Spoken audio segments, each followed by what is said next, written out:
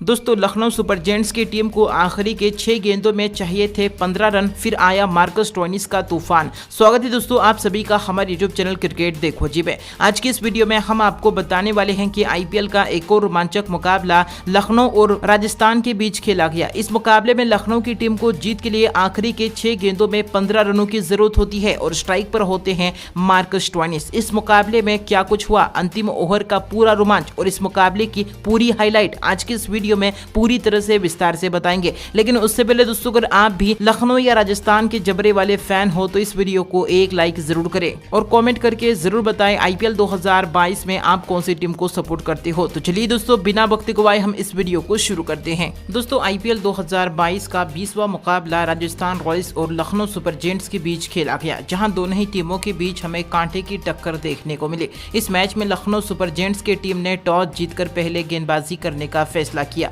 तो वहीं पर राजस्थान की टीम को पहले बल्लेबाजी करने का न्योता दिया। अब इस मुकाबले की शुरुआत हुई राजस्थान रॉयल्स की तरफ से सलामी बल्लेबाज के तौर पर देवदत्त पडिक्कल और जोस बटलर बल्लेबाजी करने के लिए मैदान पर उतरे। पहले ही ओवर में देवदत्त पडिक्कल ने चौके के रूप में बाउंड्री लगाकर एक अच्छी शुरुआत की, तो वहीं पर दूसरे ओवर में जोस बटलर ने भी एक गगनचुंबी छक्का जड़ दिया और अगली ही गेंद पर चौका लगाते हुए अतिशी बल्लेबाजी का नजरा दिखाया। वहीं चौथे ओवर में देवदत्त पडिक्कल के बल्ले से लगातार चौके देखने को मिले, लेकिन दोस्तों 5वें ओवर में दुष्मंत चमीरा ने किफायती गेंदबाजी करते हुए मात्र 3 रन खर्च किए। अगले ही ओवर में आवेश खान ने भी अपनी गेंदबाजी का जलवा बिखेरा और जोस बटलर को 13 रन के व्यक्तिगत स्कोर पर क्लीन बोल्ड करके पवेलियन का रास्ता दिखा दिया। वहीं इस ओवर में आवेश खान ने विकेट के साथ साथ ओवर में सिर्फ 2 रन खर्च किए। 6 ओवर में राजस्थान की टीम एक विकेट पर 44 रन बना चुकी थी। 7वें ओवर में कप्तान संजू सैमसन के बल्ले से एक करारा चौका देखने को मिला। 8वें ओवर में संजू सैमसन ने चौके के रूप में बाउंड्री बटोरी, लेकिन 9वें ओवर में संजू सैमसन जेसन होल्डर की गेंद पर अपना विकेट गंवा बैठे और मात्र 13 रन बनाकर पवेलियन लौट गए। लेकिन इस विकेट के बावजूद भी नए बल्लेबाज वंडर दस्तन ने बेहतरीन बल्लेबाजी करते हुए आते ही करारा चौका जड़ दिया। 10वें ओवर में कृष्णप्पा गौतम ने अपनी गेंदबाजी का कहर बरपाया, जहां कृष्णप्पा गौतम ने इस ओवर में पहले तो देवदत्त पडिक्कल को 28 रन के व्यक्तिगत स्कोर पर आउट करके पवेलियन का रास्ता दिखा दिया। इसके बाद इसी ओवर में वंडर दस्तन को भी क्लीन बोल्ड करके पवेलियन का रास्ता दिखा दिया। 10 ओवर में राजस्थान की टीम 4 विकेट के नुकसान पर 67 रन बना चुकी थी। वहीं 11वें ओवर में दुष्मंत चमीरा ने किफायती गेंदबाजी का नजरा दिखाते हुए ओवर में मात्र 3 रन खर्च किए। लेकिन अब 12वें ओवर में सिमरन हेटमायर के बल्ले से एक गगनचुंबी छक्का देखने को मिला। लेकिन इसके बाद 13वें ओवर में रवि बिश्नोई ने शानदार गेंदबाजी की और मात्र 4 रन खर्च किए। 14वें ओवर में कृष्णप्पा गौतम ने किफायती गेंदबाजी का नजरा पेश किया। इस ओवर में राजस्थान की टीम ने मात्र 3 रन ही बटोरे। एक के बाद एक लखनऊ की गेंदबाज किफायती गेंदबाजी करते हुए नजर आ रहे थे, जहां 15 ओवर में राजस्थान की टीम 4 विकेट के नुकसान पर 92 रन बना चुकी थी। लेकिन 16वें ओवर में रविचंद्रन अश्विन ने अपनी तूफानी बल्लेबाजी का नजरा पेश किया। एक के बाद एक अश्विन ने 2 गगनचुंबी छक्के जड़ दिए। 18वें ओवर में सिमरन हेटमायर ने भी अपने बल्लेबाजी का जलवा बिखेरा, जहां अतिशी बल्लेबाजी करते हुए हेटमायर ने 2 छक्के और 1 चौका बटोर लिया। इसी के साथ इन दोनों खिलाड़ियों की मौजूदगी में अर्धशतकीय साझेदारी भी पूरी हो चुकी थी। लेकिन इसके बाद रविचंद्रन अश्विन रिटायर्ड हट होकर पवेलियन लौट गए। 19वें ओवर में सिमरन हेटमायर के बल्ले से एक बार फिर से एक के बाद एक 2 भीमकाई छक्के देखने को मिले। इसके बाद 20वें ओवर में सिमरन हेटमायर और रियान पराग दोनों ही खिलाड़ियों के बल्ले से एक एक छक्का देखने को मिला। 20 ओवर में राजस्थान की टीम 6 विकेट के नुकसान पर 165 रन बना चुकी थी। अब लखनऊ सुपर जायंट्स के सामने 166 रनों का लक्ष्य था। अब लखनऊ की तरफ से सलामी बल्लेबाज के तौर पर केएल राहुल और क्विंटन डिकॉक बल्लेबाजी करने के लिए मैदान पर उतरे, लेकिन इनिंग्स के पहले ही गेंद पर केएल राहुल ट्रेंट बोल्ट की गेंद पर क्लीन बोल्ड हो गए और 0 रन के स्कोर पर ही अपना विकेट गंवा बैठे। इसके बाद दूसरी गेंद पर नए बल्लेबाज कृष्णप्पा गौतम भी एलबीडब्ल्यू का शिकार हो गए और 1 रन के स्कोर पर ही लखनऊ की टीम के 2 विकेट गिर चुके थे। लेकिन 2 विकेट गिरने के बावजूद भी इसी ओवर में नए बल्लेबाज जेसन होल्डर ने आते ही एक चौका चढ़ा। दूसरे ओवर में प्रसिद्ध कृष्णा ने किफायती गेंदबाजी करते हुए मात्र 1 रन खर्च किया। इसके बाद चौथे ओवर में जेसन होल्डर प्रसिद्ध कृष्णा की गेंद पर 8 रन बनाकर अपना विकेट गंवा बैठे और पवेलियन लौट गए। लेकिन इसके बाद नए बल्लेबाज दीपक हुडा ने आते ही चौके के साथ अपना खाता खोला।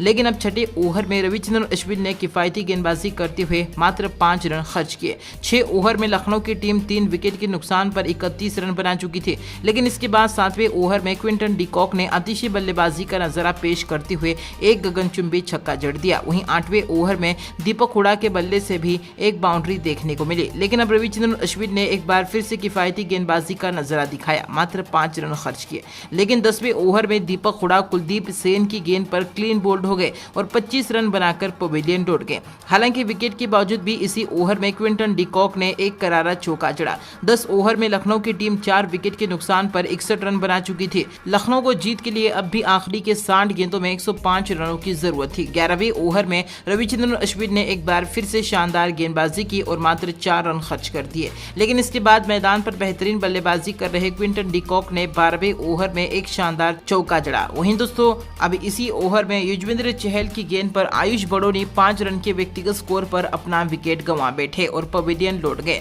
13वें ओवर में अश्विन द्वारा शानदार गेंदबाजी देखने को मिली, जहां अश्विन ने एक बार फिर से किफायती गेंदबाजी की। वहीं दोस्तों 15वें ओवर में कुणाल पांड्या ने अपनी ताकतवर बल्लेबाजी का नजरा दिखाया। एक ही ओवर में 2 बेहतरीन चौके जड़ दिए। 15 ओवर में लखनऊ की टीम 5 विकेट पर 97 रन बना चुकी थी। 16वें ओवर में युजवेंद्र चहल ने शानदार गेंदबाजी करते हुए एक बड़ा विकेट हासिल किया, जहां चहल ने क्विंटन डिकॉक को 39 रन के व्यक्तिगत स्कोर पर आउट करके पवेलियन का रास्ता दिखा दिया। इसके बाद इसी ओवर में युजवेंद्र चहल ने कुणाल पांड्या को भी 22 रन के व्यक्तिगत स्कोर पर क्लीन बोल्ड करके पवेलियन का रास्ता दिखा दिया। हालांकि इसके बाद इसी ओवर में नए बल्लेबाज दुष्मंत चमीरा ने आते ही एक चौके के साथ अपना खाता खोला। 24 गेंदों पर लखनऊ की टीम को जीत के लिए 60 रन चाहिए थे। 17वें ओवर में दुष्मंत चमीरा ने एक बार फिर से चौके के रूप में बाउंड्री बटोरी। इस ओवर में लखनऊ की टीम ने 11 रन बटोर लिए। हालांकि रिक्वायर्ड रन रेट 16 के करीब जा पहुंचा था। 18वें ओवर में मार्कस स्टोइनिस ने युजवेंद्र चहल की गेंद पर एक गगनचुंबी छक्का जड़ दिया,